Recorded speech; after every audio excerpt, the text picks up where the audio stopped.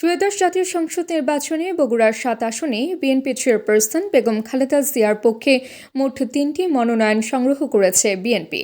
সোমবার গাবতলী ও শাহজাহানপুর উপজেলা সহকারী রিটার্নিং অফিসারের কার্যালয় থেকে ২টি এবং এর আগে রোববার বগুড়া জেলা প্রশাসকের কার্যালয় থেকে একটি মনোনয়ন নেওয়া হয়।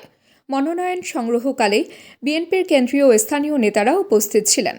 শাহজাহানপুরে মনোনয়ন নেওয়ার আগে উপজেলা পরিষদ প্রাঙ্গণে সংক্ষিপ্ত সমাবেশও অনুষ্ঠিত হয়।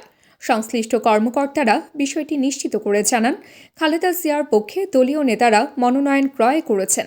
বিএনপি নেতারা বলেন, দলীয় সিদ্ধান্ত অনুযায়ী পৃথক 3টি মনোনয়ন সংগ্রহ করা হয়েছে।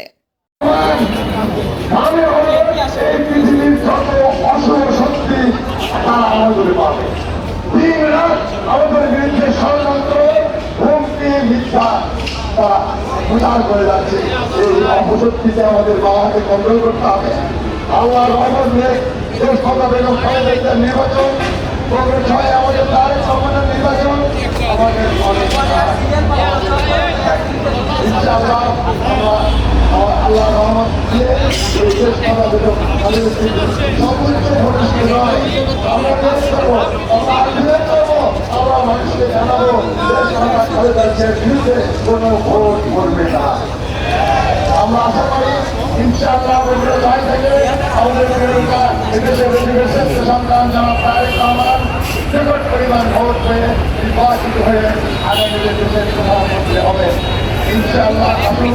আমরা আল্লাহর কাছে প্রার্থনা করি, আল্লাহ যেন আমাদেরকে শক্তি দেয়, আমরা যেন এক এবং অভিন্ন থেকে নির্বাচনের কাজ করে দেশ এবং জাতির সেবা করতে পারি ইনশাআল্লাহ।